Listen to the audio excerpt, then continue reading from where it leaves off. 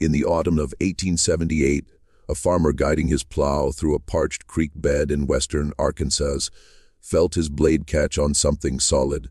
He assumed it was a root. It turned out to be a rifle, a Sharps carbine, standard military issue. Its stock was blackened from an old fire, its barrel twisted by heat, and it was wrapped in the decaying remains of a cotton sack. Along the inner seam of that sack, stitched in thread the color of rust, were 11 names.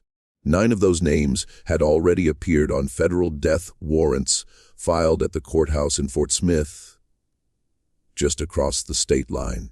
The other 2 had disappeared entirely from every census, tax roll, and church ledger in the Indian Territory, as if the earth had simply opened up and swallowed them without a trace. That same afternoon, the farmer carried the rifle and the sack into town and placed them on the desk of the federal marshal. Within 2 days, the rifle had vanished. The farmer's written statement had vanished, and the name stitched at the very bottom of the cotton sack, underlined 3 times in that same rust-colored thread, had vanished along with them. For nearly a century, no serious historian would admit that name belonged to a woman. When the truth finally emerged, buried in the private letters of a court clerk and uncovered by a descendant in 1962, it carried a detail so disturbing that the Arkansas Historical Society, after 2 closed-door meetings and a formal vote, chose not to publish it. The file remains sealed to this day. Before we continue with the story of the woman the Choctaw Roads came to call Neniha, meaning sparrow, the only bounty hunter on the American frontier, whose very name made outlaws bury their weapons and flee toward the Mexican border. Do me a small favor. Subscribe to this channel so you won't miss any of these forgotten stories. And in the comments, tell me what state, country, or city you're listening from. I'm always amazed at how far these tales travel, and I read every single comment. To understand what this woman did, and why the records of her actions are so deliberately fragmented, you first have to understand the land she operated in. The territory between the Arkansas River and the Red River, in the years following the Civil War, was not a state. In any meaningful legal sense, it wasn't even America. It was Indian Territory, a vast, unorganized expanse covering what is now eastern Oklahoma, set aside by treaty for the Cherokee, Choctaw, Chickasaw, Creek, and Seminole nations after the forced removals of the 1830s. Because it wasn't a state, state law didn't apply. Because tribal courts held jurisdiction only over their own citizens, anyone who wasn't a tribal member or a federal soldier could commit murder in broad daylight on a creek road and walk away untouched by any sheriff. Every outlaw, deserter, horse thief, counterfeiter, bigamist, arsonist, and fugitive killer east of the Rockies knew this. They had known it since the war ended. By 1870, the territory had become the largest sanctuary for fugitives on the continent. Roughly 70 thousand square miles, with a white criminal population estimated by the Federal Marshal's Office at over 20,000 men. The only law that pursued these men was the United States Marshal Service, operating out of the federal court in Fort Smith, Arkansas, under a hanging judge named Isaac Parker. Over his 21-year career, Parker would sign execution warrants for 79 men and preside over more than 13,000 cases. To enforce Parker's warrants across the territory, the marshals relied on a peculiar class of contracted riders known as deputy marshals, about 200 at any given time, and beneath them, an even rougher class freelance bounty hunters paid per living body, delivered to the Fort Smith jail, and per corpse delivered with verifiable identification matching the warrant. The pay was $2 for an arrest, plus 10 cents per mile, plus a share of any reward attached to the specific fugitive's warrant. Most bounty hunters in the territory were down on their luck. Confederate cavalrymen, Chickasaw freedmen familiar with the backcountry. Cherokee veterans of the Union Indian Home Guard, still young enough to ride hard, or former outlaws who had struck deals with Parker's Court to hunt down their old partners for money. The average bounty hunter in that era lasted about 4 seasons before being killed or crippled. Almost none survived a full decade, and almost every single one of them was a man.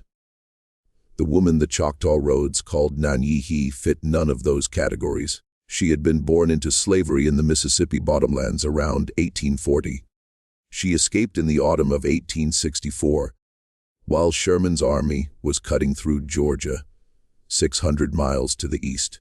She crossed the Mississippi River on a stolen flatboat that winter of her freedom, and by the spring of 1869, she was living alone in a one-room cabin on the border between the Choctaw Nation and Arkansas. Keeping a Sharps carbine across her knees, a pair of Remington Army revolvers in a flour sack beside her bed, and a leather cord around her neck strung with 7 small bone beads. How she got from a cotton field in Yazoo County to that cabin on that border, and what she did once she arrived, is the question this story attempts to answer. It is not a pleasant question, and the answer, as far as the surviving records allow us to reconstruct it, is not a pleasant answer. On the Carrick plantation ledger, her name was Hester.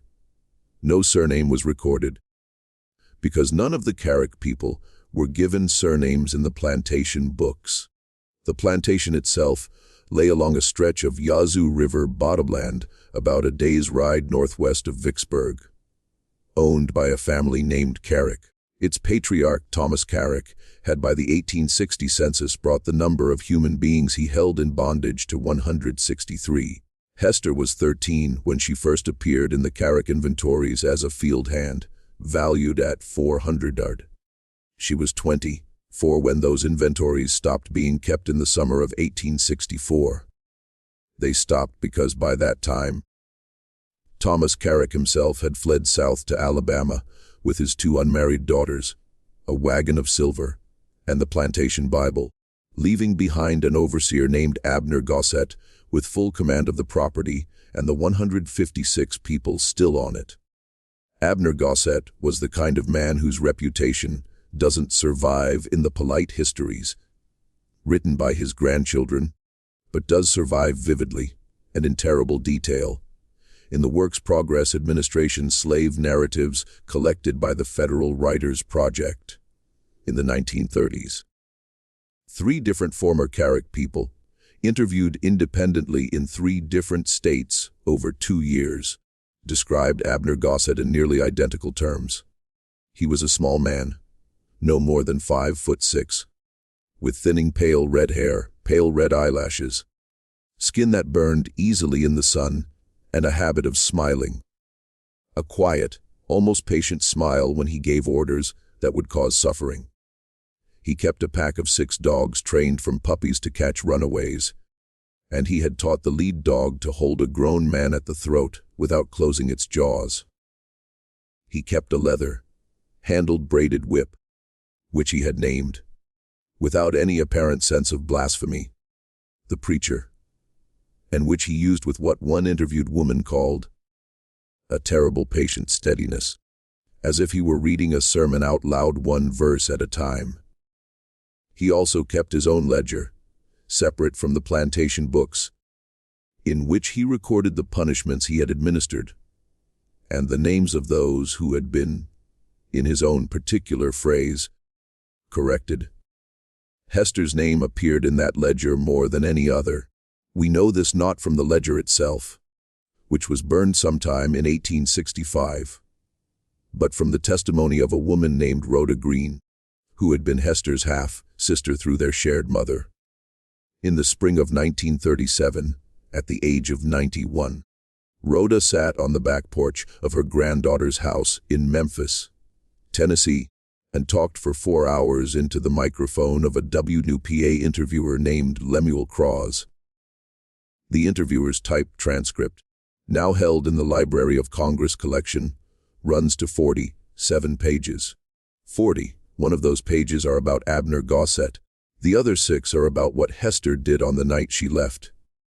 It was the second week of September 1864. The cotton was in. The war was 16 months from its end, though no one on the Yazoo River knew that yet. That afternoon, Gossett had ordered 3 men flogged publicly in the yard for stealing corn from the corn crib. By nightfall, the 3 men had been locked inside the crib itself, a stone-walled, windowless building with a single heavy door, with no water and no treatment for the wounds on their backs. One of the 3 was Hester's younger brother, a young man of about 19 whose given name in the plantation ledger is recorded only as Cass. According to Rhoda Green, the moon that night was near full, but heavy cloud cover was moving in from the southwest.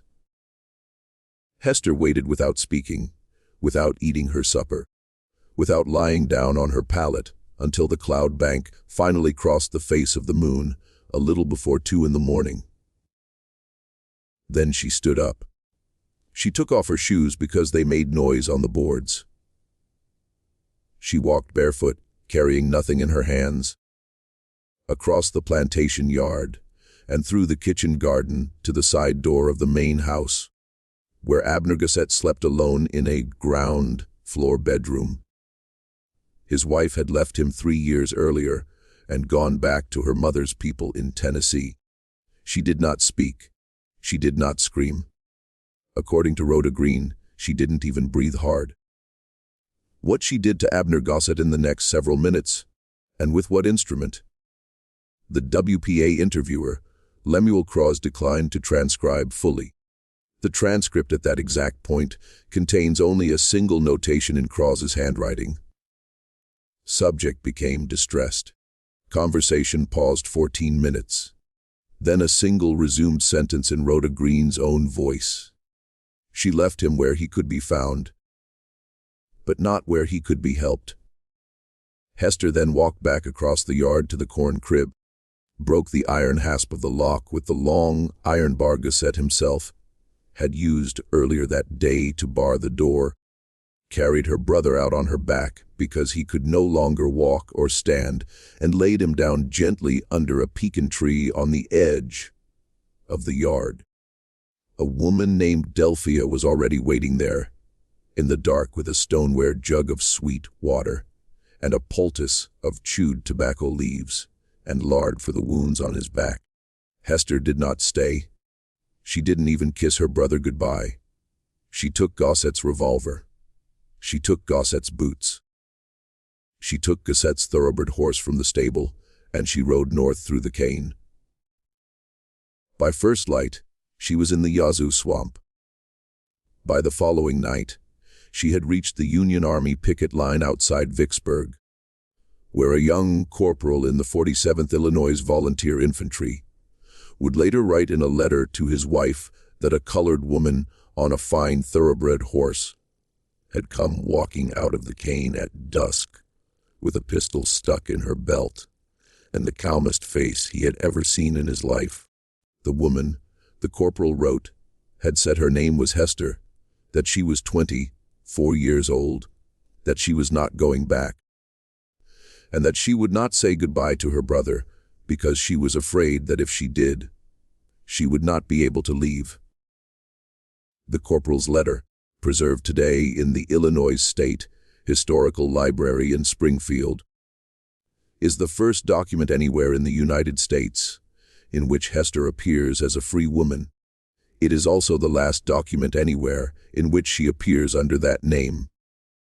From the Vicksburg picket line, she moved north with the Union supply trains, working her passage in exchange for food and a place to sleep. By the winter of 1865, she had reached Cairo, Illinois, at the confluence of the Ohio and Mississippi rivers. There she found work as a laundress in a boarding house catering to Union officers. And there, according to 2 separate references in the quartermaster records of the 13th Army Corps, now held at the National Archives in Washington, she also served unpaid as a tracker and scout. attached to a Union cavalry detachment under the command of a captain named Winthrop Haight. Captain Haight was a Vermonter, a Dartmouth graduate, and a man who kept a daily diary from the outbreak of the war until his death in 1888. His diaries were recovered in 1951 from his family estate outside Brattleboro and donated to the University of Vermont. 3 of those diary entries, and only 3, mention Hester.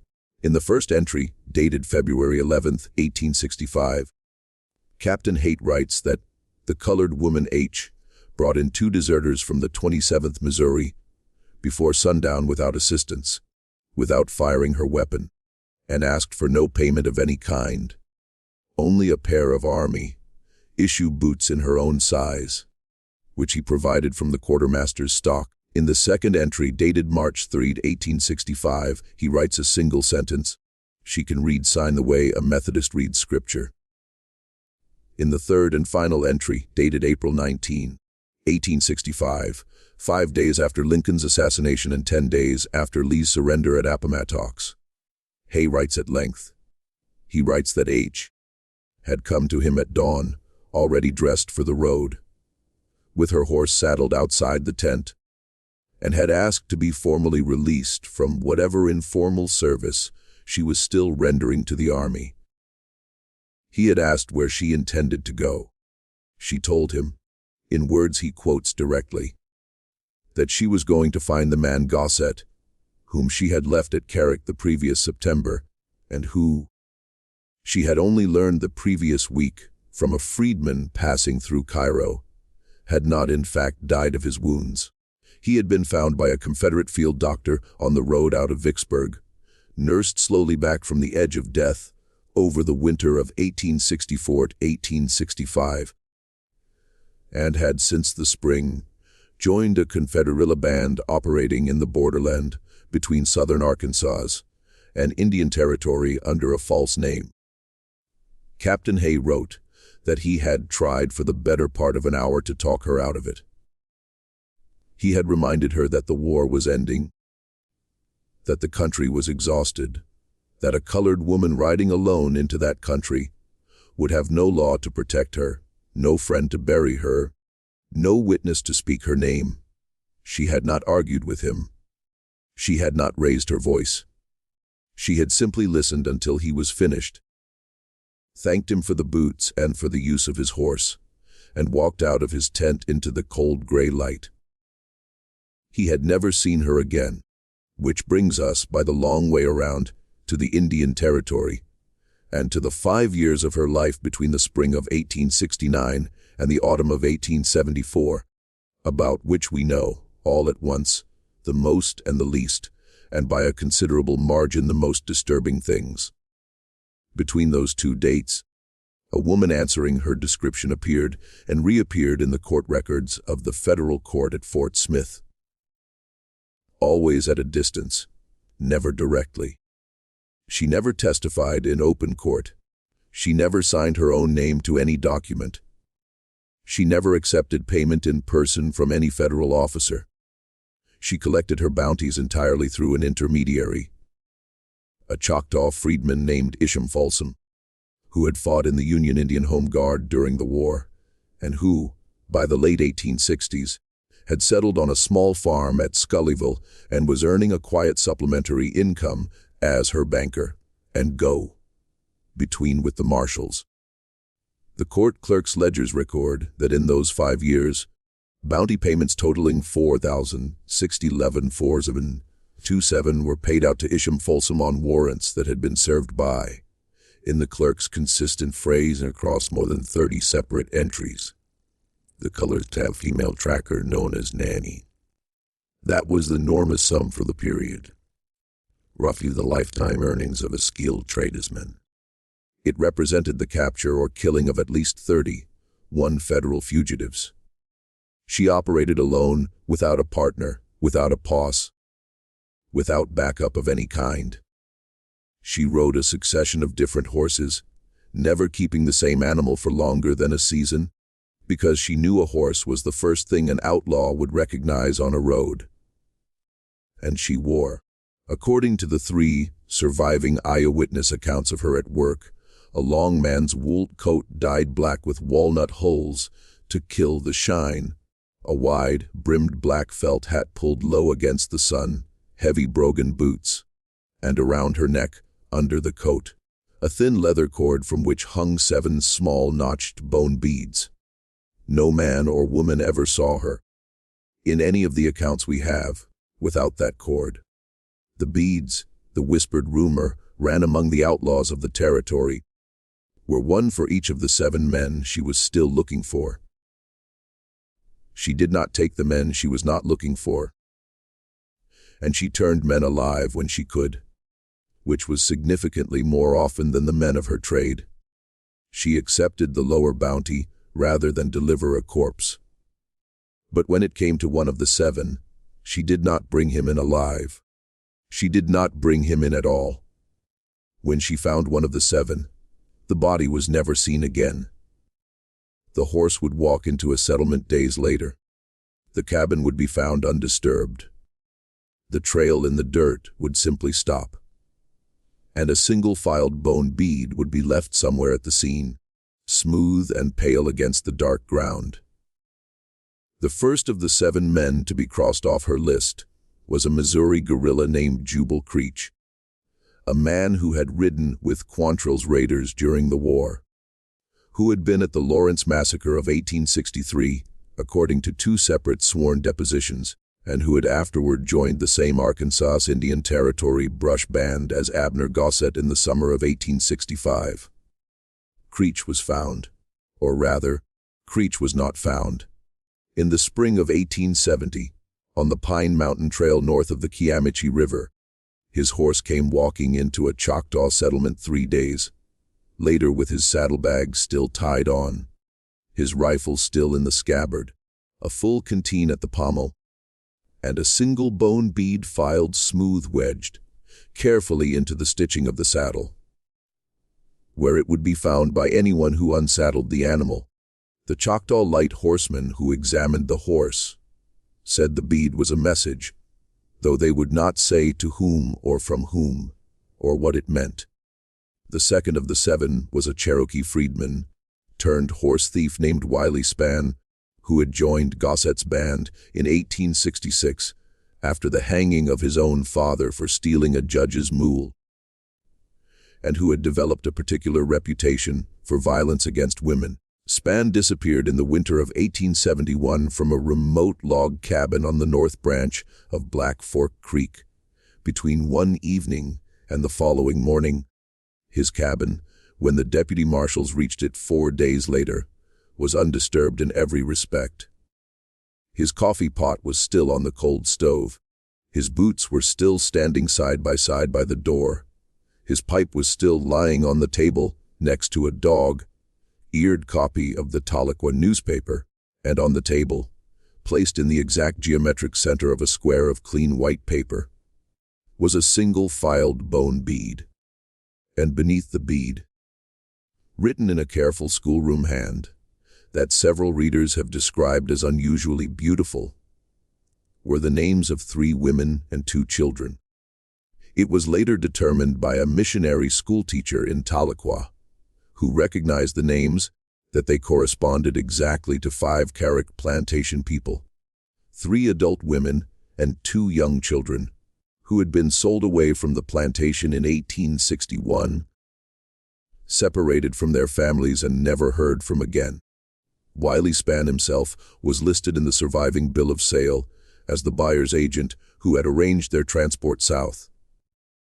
The 3rd, 4th, and 5th of the 7 fell in quick succession across the summer and autumn of 1872, in circumstances that, for reasons of length, I will not detail here in full, except to note that in each case, a filed bone bead was left at the scene, where the body should have been, that in each case the man in question had been named in his own prior confession to some priest, friend, or drinking companion as having been present at the Carrick plantation during a specific and documented act of cruelty committed against Hester's mother, whose name in the Carrick inventory of 1854 was recorded as Temp. and that in each case the trail of the missing man, followed by the deputy marshals, sometimes for days, simply ended at a riverbank, or at the lip of a sinkhole, or at the edge of a cotton field, as if the man had walked into the ground, and the ground had politely closed over him. By the early spring of 1873, the two names remaining on Hester's bone cord were Abner Gossett himself, and a man about whom I have to warn you now.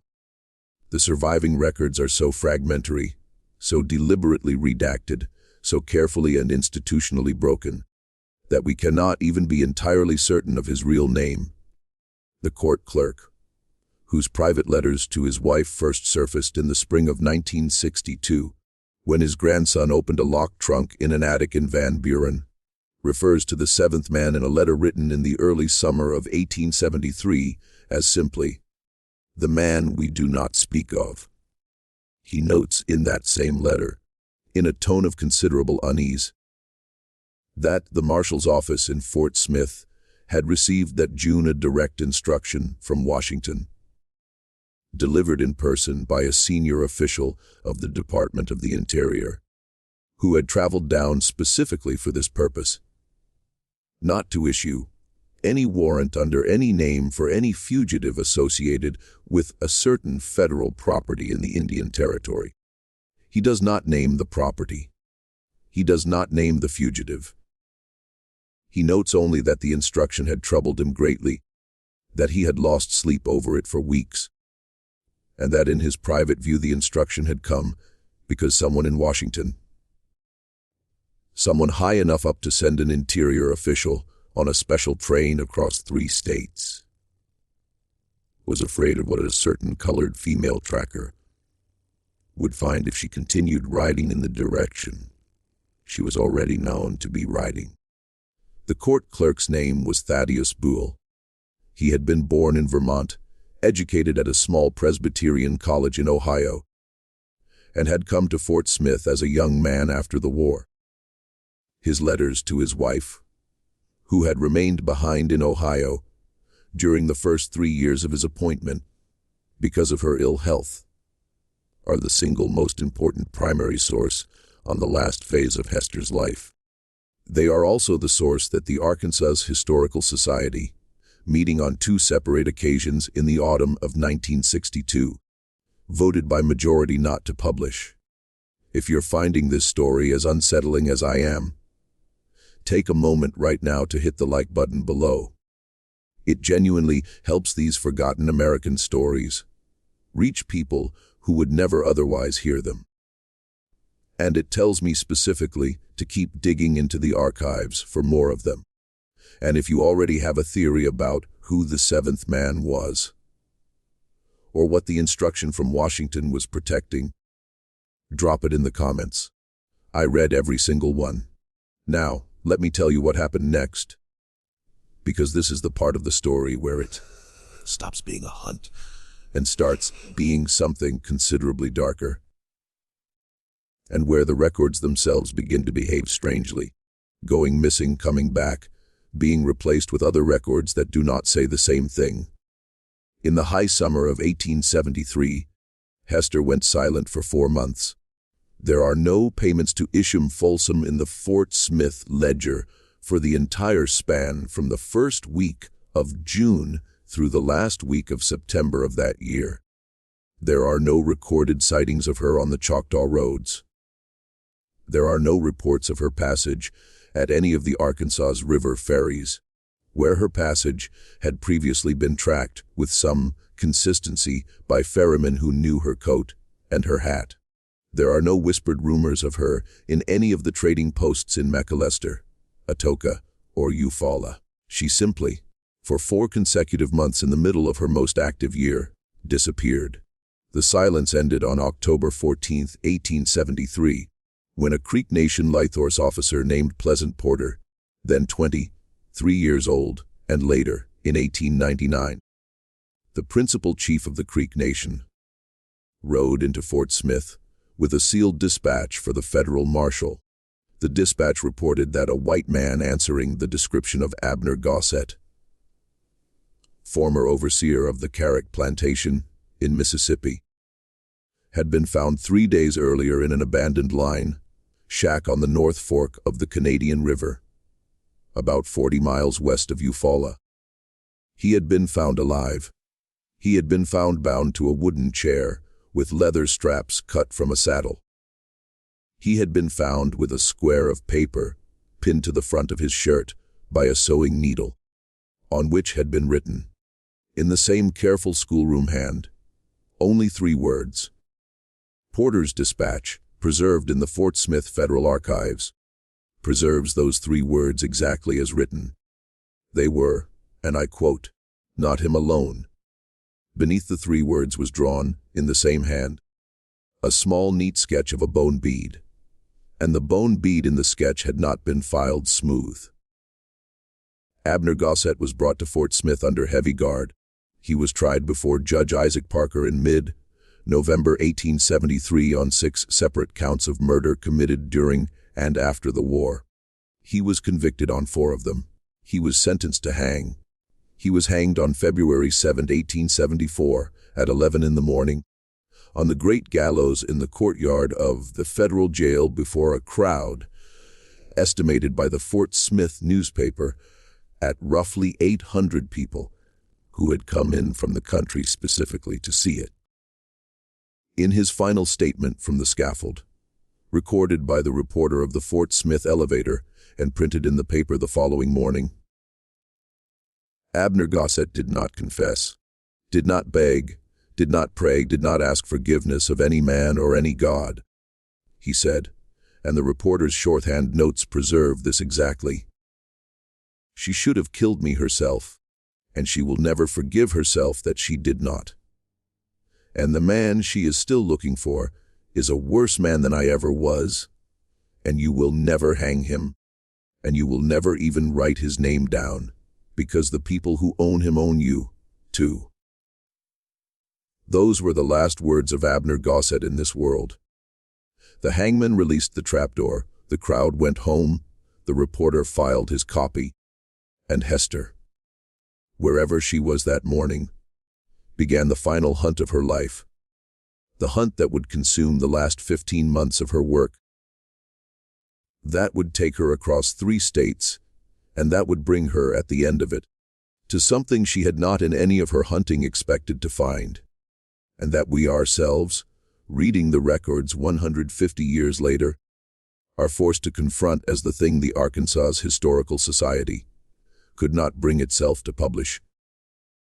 The 7th name on Hester's cord, as it turns out, was not a name at all. It was a title, and the title, in the surviving margin notes of Thaddeus Buell to his own personal copies of the court ledger, was Indian Agent.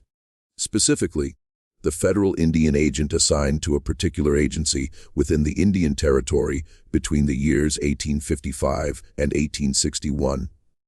A man whose official federal duties had included the distribution of annuity payments to one of the 5 tribes, the licensing of white traders doing business within that tribe's boundaries, and, most importantly for this story, the regulation of slavery within the agency's jurisdiction. This last duty existed because at that date the 5 tribes were themselves, in the eyes of federal law, sovereign slave holding nations, and the agent's role had therefore included, among his other responsibilities, the official return of runaway slaves who had crossed into the territory from the United States to their legal owners in the states east of the Arkansas River. The agency in question was a real place with real buildings, real employees, real account books.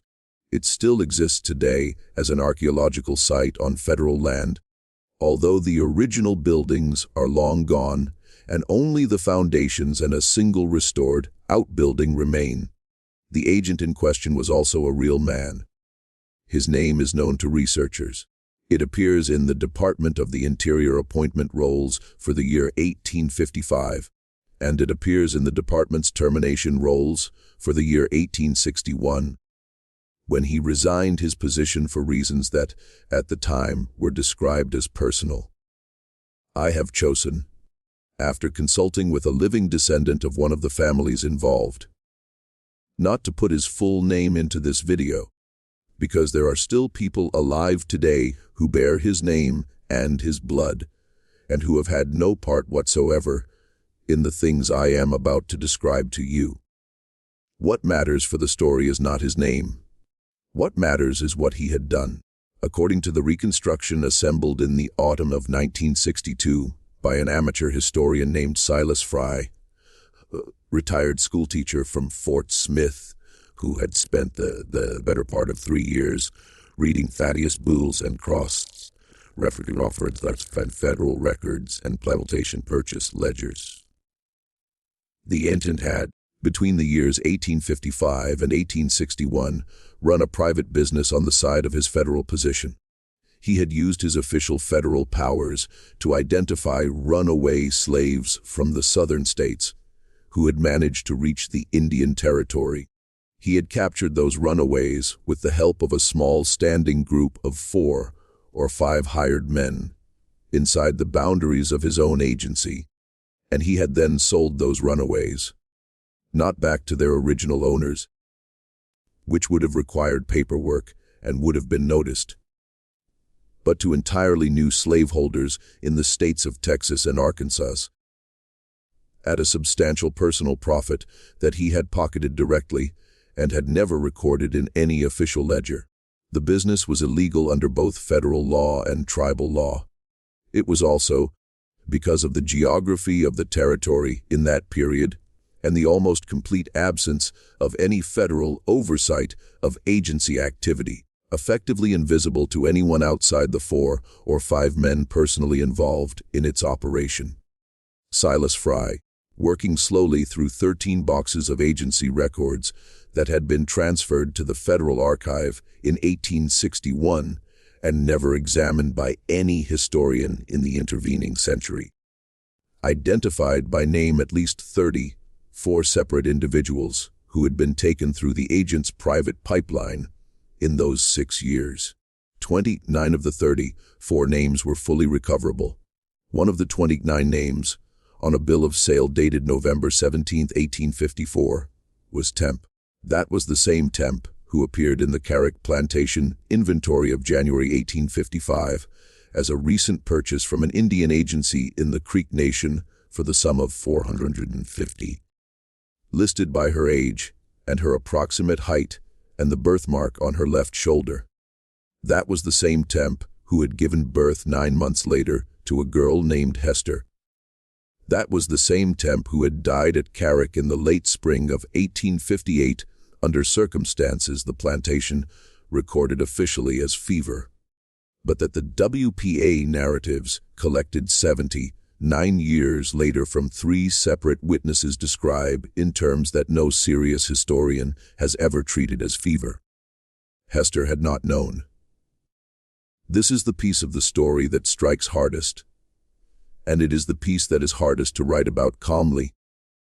The records we have, fragmentary as they are, suggest strongly that Hester had believed throughout her entire life, from her earliest childhood memory on the plantation until the late summer of 1873, when she was already 33 years old, that her mother had been born at Carrick, had lived her whole life at Carrick, had died at Carrick, and had never seen any other piece of ground in the world. What Hester learned in the late summer of 1873, and what caused her to go silent for those 4 unaccounted months, was that her mother had once, for a very brief period, been free. Her mother had been born into slavery on a cotton plantation in Macon County, Alabama, in the year 1834. She had escaped from that plantation at the age of 19 in the early spring of 1853, walking west for 41 nights across Mississippi, Louisiana, and the eastern edge of Texas. She had made it to the Creek Nation in the late summer of that same year. She had been alive and free and safe in the Indian Territory for 10 full months. And then, in the early autumn of 1854, a federal Indian agent had hunted her down inside a Creek freedman's cabin, where she had been taking shelter, had put her in a wagon at gunpoint with 3 other captured runaways, had driven the wagon 180 miles to a plantation landing on the Yazoo River, and had sold her to Thomas Carrick for $450 in gold coin. 9 months later, she had given birth at Carrick to a daughter she named, in a moment that no one on the plantation understood at the time, Hester, which in some old traditions is a name given to children who are hoped for and waited for, and carried a long way before they arrive. 4 years after that, in the spring of 1858, she was dead. The man who had sold her was, in the late summer of 1873, still alive. He was living comfortably on a federal pension under his own name in a small town in eastern Arkansas, under the explicit protection of the instruction from Washington that Thaddeus Buell had noted with such unease in his letter to his wife. And Hester, in the late summer of 1873, having at last learned his name from sources that the records do not preserve, rode east out of the Indian Territory toward that small town in Arkansas to find him. She found him in December. We know this because Dr. Josiah Alden, a physician in Fort Smith whose professional casebook, bound in black cloth, survives in the special collections of the University of Arkansas Library, recorded on December 17, 1874, that he had been summoned at 2 in the afternoon to a boarding house on the Van Buren Road, about 6 miles from the edge of town, to attend a white man suffering from what the doctor described as a gunshot wound of the lower abdomen inflicted at very close range with a large caliber weapon. The wound was consistent, in the doctor's professional opinion, with a Remington Army revolver fired at a distance of less than 6 feet. The doctor also described, in the same casebook entry, a second wound on the same patient, which he declined to describe in any detail, writing only that it was a ritual mutilation of a character so distressing and so deliberate in its execution that he would not commit it to writing in any casebook that might, by any chance, be read by another physician or by a family member of the deceased at a later date. The man died on December 19, 1874. At approximately 4 in the morning, after 2 days of what the doctor recorded as the most protracted and most horrible suffering he had ever, in 28 years of frontier practice, witnessed in a dying human being. The doctor's casebook, throughout the entire entry, does not record the man's name, because, as the doctor notes at the end of the entry, in a line apparently added later, a sheriff's deputy who had arrived at the boarding house late on December 18 had instructed him directly not to record the name under any circumstances, and had later returned in the hour after the death to take official possession of the body. The boarding house register for the week in question, which was recovered in the 1940s from the attic of a building that was being demolished to make way for a gas station, contained for the dates in question no entry of any kind for the room the doctor had described. The page had been torn out clean along the binding. What the doctor did record, in a margin note on the same page of his casebook that seems from the different color of ink and the slight change in his handwriting to have been written some weeks after the rest of the entry, and then never edited out, was that on the small pine table beside the dying man's bed on the second morning, while the man was still barely conscious, the doctor had seen a single small filed bone bead, smooth as river, washed ivory, and beside the bone bead a small square of clean white paper, and on the square of paper had been written, in a careful schoolroom hand, the single word, temp. Just that one word and nothing else, and the doctor, Josiah Alden, had known without being told, in a way he could not later explain to himself, that he was looking at the end of something that had started a long time before he had arrived at the boarding house, and that had traveled over a great distance, and that had, On this cold December morning, in a rented room in eastern Arkansas, at last come home. He did not know the beginning. We do. Hester was not arrested. No warrant was ever sworn by any sheriff, marshal, or federal officer of any description for the death of the man on the Van Buren Road, because the man on the Van Buren Road, officially, had not died. Because officially he had not been there. Because officially, according to the Washington instruction, he had not existed in the Indian Territory or in the state of Arkansas in any capacity since the day of his resignation in 1861. The instruction had done its work. The records of his pension continued to be paid out for another 16 years to a post office box in a different town in a different state, and were apparently collected by someone.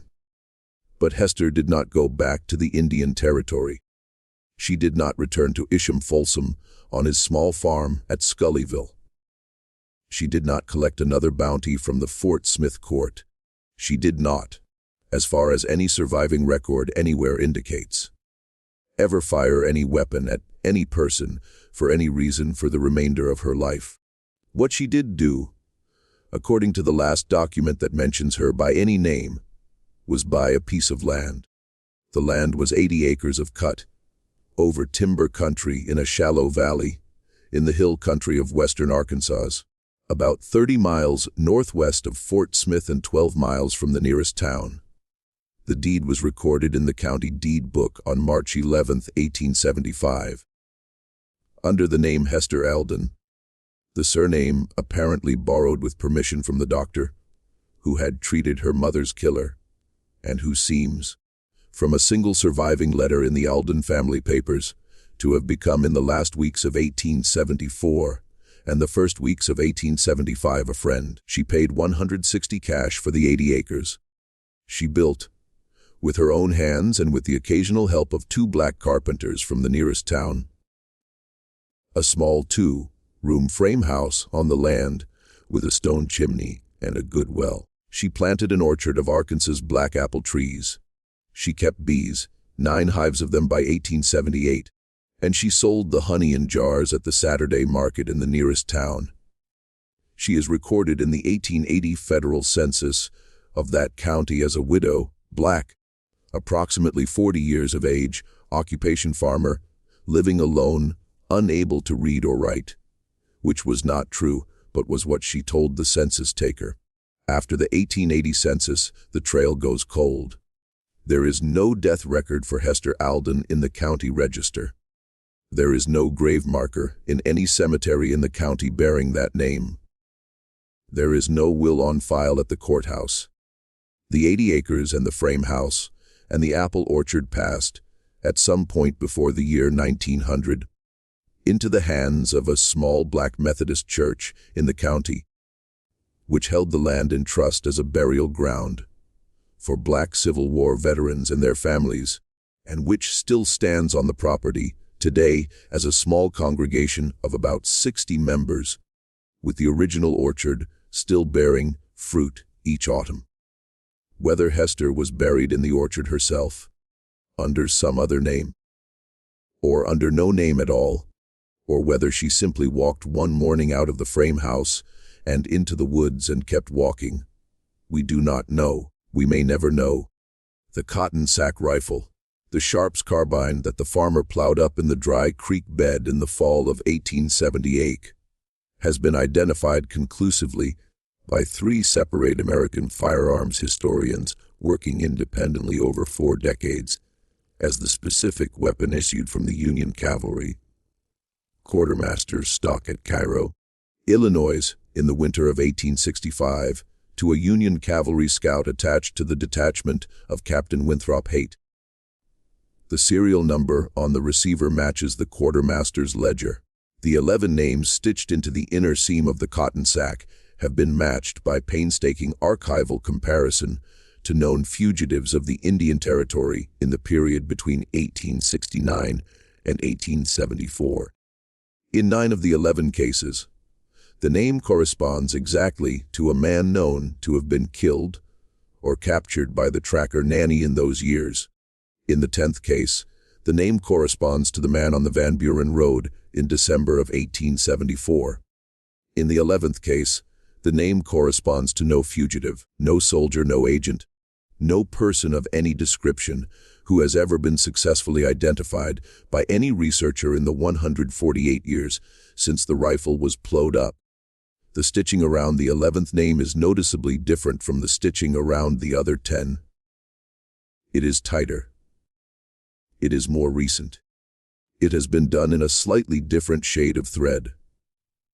Some researchers, working with what little they have argued that the 11th name was added to the sack at some point after March of 1875, perhaps years after, and represents a person Hester was still looking for at the very end of her life. A person she never found, a person whose identity died with her somewhere in the hill country of western Arkansas. Other researchers have argued something else entirely. They have argued that the 11th name on the cotton sack is a name Hester gave herself. They have argued that it is the name of the woman she had become by the end. The woman she had been forced to become in order to do the thing that the law and the government of the United States had refused to do. On this reading, Hester had added her own name last, not because she intended to kill herself, but because she understood. At some level she could not speak aloud, that she had been hunting one more person the entire time, and that the person was herself. Which reading is correct? We do not know. We will never know. The rifle itself, after its removal from the farmer's hands on the second day, it reached the marshal's office in 1878, passed through a succession of federal offices over the following 13 years, was cataloged at the National Archives in Washington in the summer of 1891, was stored in a locked evidence room in a basement in that building, and was marked for official disposal in the spring of 1924. What happened to it after the disposal order? No one can say. It does not appear in any subsequent federal inventory, public or private. Just when we thought we had reached the end of this, the horror of the story deepens in one final, unexpected direction. And the direction is not the one you are expecting. If this story has stayed with you up to this point, take a moment now to share it with a friend who loves forgotten American history. Hit the like button to help the algorithm find others who need to hear it. And subscribe to the channel so you don't miss the next story. Then let's look together at the one final detail, the single small detail that made the Arkansas Historical Society close the file in 1962 and leave it closed for the last 64 years. The detail the society could not publish was not about Hester. It was about the agent, Silas Fry, the amateur historian who had assembled the dossier in the autumn of 1962 out of Thaddeus Bill's letters and the agency records and the scattered testimony. Had in the course of his research tracked down, through the slow work of genealogy and county probate records, a living descendant of the agent's family. She was a woman in her late 60s, the agent's great-granddaughter, a retired schoolteacher like Silas Fry himself, living alone in a small white frame house in a small town in southern Arkansas. Fry had written to her, had explained the nature of his research in general terms, without revealing the worst of what he had found, and had asked whether any family papers survived from her great-grandfather's time in federal service. She had written back within a week. There was a trunk. It was in the attic. It had been in the family since the agent's death in 1893. No one in the family had ever opened it, so far as she knew. She invited Fry to come and help her open it.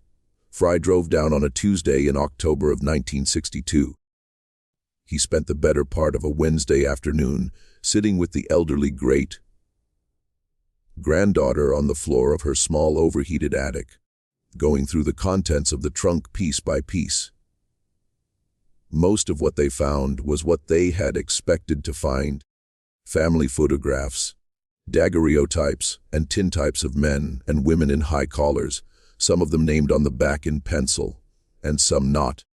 Property deeds bundled with ribbon, personal letters tied up in packets, a family Bible with births and deaths, recorded in 2 different handwritings in the front.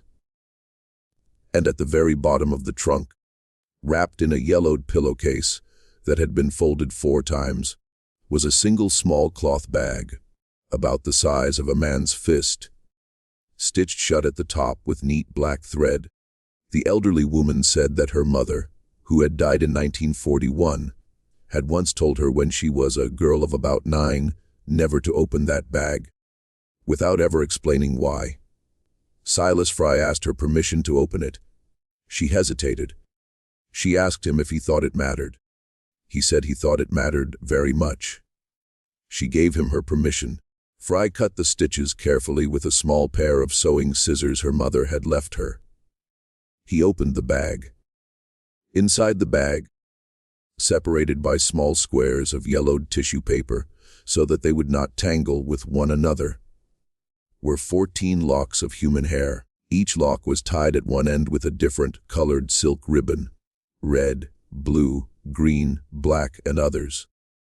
Each lock was pinned to its square of tissue paper with a small brass pin, and each square of tissue paper was labeled in brown ink, in the agent's own handwriting, with a first name and a date. The earliest date was April 9, 1855. The latest date was August 22, 1861. 14 names, 14 dates, 14 locks of hair. He had kept them for 32 years, from the end of his federal service until his death in 1893. He had kept 14 locks of hair in a small cloth bag in a trunk in an attic, hidden from his wife, hidden from his children, hidden from every other human being who ever lived in that house. The 13th name on the list, tied with a black ribbon, written on tissue paper that was dated November 17, 1854, 2 months before the sale of her to Thomas Carrick on the Yazoo River, was Temp. The elderly great-granddaughter, the retired schoolteacher, had not known. She had not known any of it. She had not known that her great-grandfather had trafficked in human beings. She had not known that the small cloth bag her mother had told her never to open contained what it contained. She had not known the names. She had not known the dates. She had not known that the same federal pension she had grown up hearing mentioned with pride at Sunday dinners had been the pension of a man who sold children for gold. She sat on the floor of the attic for several minutes without speaking. Then she asked Silas Fry if she could be alone for a few hours. He said, "Of course." He went downstairs and sat on her front porch in the October sun. When he came back up to the attic 3 hours later, the small cloth bag was empty. The 14 locks of hair were gone. The tissue paper was gone. The ribbons were gone. She said, given them back. She had taken them in a clean cotton handkerchief, folded 4 times, to a cemetery she happened to know about.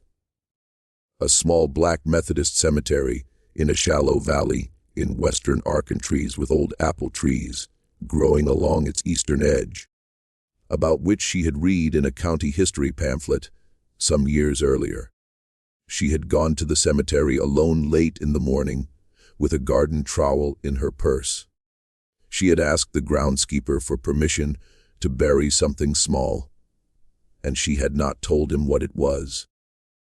And in the corner of the cemetery nearest the apple trees, she had buried the 14 locks of hair under 14 small flat stones she had gathered from the creek bed on her way in, and she had asked to be forgiven, she had said, in the name of a great-grandfather she had never met and a woman whose name she had only learned that same afternoon. Silas Fry had written all of this down. He had written it down that same night in the small hotel room where he was staying, in the longhand he had used for his research notes. It is in the papers he left behind when he died in 1978. The papers the Arkansas's Historical Society voted twice in two separate closed meetings not to publish. It is the reason they voted not to publish. They did not. The minutes of the second meeting record in careful language feel that it was their place to decide whether Hester had forgiven the agent or not. They did not feel that they had the moral authority as an institution to assert that the matter was closed, or that the matter was open, or that the matter had any conclusion at all beyond that at a private moment, in a private moment in a cemetery she had attempted to grant on behalf of another woman she had never met. And so they closed the file, and the file remains closed. That is where the story sits today, in a locked cabinet in Little Rock. In the sealed dossier of an amateur historian who died in a nursing home in 1978 and whose children never read his papers. In the margin notes of a feminary court clerk who wrote to his wife in Ohio about a woman he had never personally met, but whose passage through his ledgers had changed over the course of 5 years the shape of his moral universe. The records do not tell us, and probably never will tell us, whether Hester herself ever knew about the locks of hair. They do not tell us whether she knew at the end of her life, in the frame house in the Valley of the Apple Trees, that her mother had been kept by her killer in the form of a ribboned relic for 20 years after her death. They do not tell us whether on some cold night in the winter of 1890 or 1891 or 1892, Hester sat on the porch of that small frame house and understood, at last, that the thing she had been hunting for 25 years had not, in fact, been men, had not been a list of names stitched in rust-colored thread on the inner seam of a cotton sack, had been a single unbearable fact about the country she had been born into and the century she had been made to live through, and that her hunt had ended not because the names had all been crossed off, but because the hunter had finally understood what it was she had been hunting. We do not know. We cannot know. We can only guess, and the guess, when we allow ourselves to make it, carries with it the weight of every person whose name never made it into a ledger, whose hair was never kept, whose child never learned that her mother had once, for 10 short months in a Creek freedman's cabin in the autumn of 1853, been free. This story shows us something about the country we live in that our official histories do not like to tell us plainly. It shows us that justice, when it is denied by the law and by the government, is sometimes taken up in secret by the very people the law and the government have chosen to abandon. And that when it is taken up in that way, it cannot be called justice in any clean sense, but it cannot be called anything else either. It shows us that the line between the hunter and the hunted is not always a moral one, and that sometimes the only people who can cross that line with any clarity are the people who have already been across it once before in the other direction. It shows us that a woman who had been written down in a plantation inventory in 1860 as 400 of property could, within a single decade, make the most feared white outlaws on the American frontier bury their weapons in the dirt and run for the Mexican border at the sound of a name. And it shows us, perhaps above all, that when we are told that the records have been lost, or that the story cannot be confirmed, or that the file has been closed for reasons of historical delicacy, we should always ask who had the power to decide what was recorded and what was lost, and who has benefited in the years since from the forgetting. What do you think of this story? Do you believe Hester was a murderer, a soldier, a judge, a prophet, or something for which our language does not yet have a clean word? Do you believe the Arkansas Historical Society was right to keep the file closed, or should the name of the agent be published at last, 150 years later, so that the ledger is finally balanced? Leave your comment below. I read every single one, and I argue with some of them. If this story moved you, subscribe to the channel, hit the notification bell, and share it with someone who believes that the dead still have claims on us. I will see you in the next video.